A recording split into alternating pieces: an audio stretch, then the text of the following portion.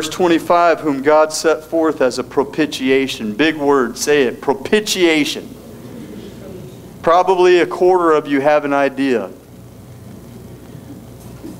And I don't blame you. It's not like we walk around talking about, yeah, what's up, brother? Propitiated this morning. I was propitiating last week at the grocery store. I've been propitiating at work, propitiating all over the place. So I don't know how the ESV put it, but here's the reality. In the Greek, it's halasterion or hilasterion. And it has the idea of that God made him a substitute. That he judged him in our place. It's about that simple. That even though we deserve to be eternally condemned for how wretched we were and for how many people we've hurt, and we've hurt people. And if you're too young to have hurt people, you will hurt people. But most of you kids, you've already hurt people. You've hurt your parents, you've hurt your siblings, you've hurt people. But the other idea behind the word is translated differently one other time, and it's only used one other time in the New Testament. It's the book of Hebrews, and there it's translated mercy seat. So essentially, he says God set him forth as a mercy seat. Now the mercy seat was behind the veil in the Jewish temple, where the high priest would go once a year and he would offer the blood of a goat whose throat had been slit. It was on what we call the Day of Atonement. The Jews call it Yom Kippur.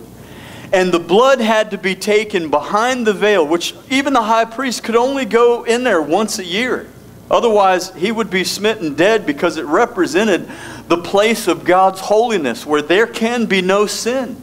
And he offered the blood of that goat first for himself and for others. That wasn't just for them. But he would sprinkle it on top of the Ark of the Covenant. Some of you remember the movies, the Raiders of the Lost Ark. They held it as important because the ark represented the very presence of God, and it was there in that holy place behind the veil. But there was this hilasterion on it, this mercy seat. And the blood would be sprinkled on top as if to activate the mercy of God. And here's why: because there were two angels. Now there were statues in the temple. And behind it there was a curtain that had angels all over it, and that represented heaven. How this was done in the presence of innumerable companies of angels. But there were two angels on either side of this ark, which in a sense represented the presence, the throne of God. And in the ark was the law, the 2 stone tablets, the 10 commandments. And the angels looked down on it.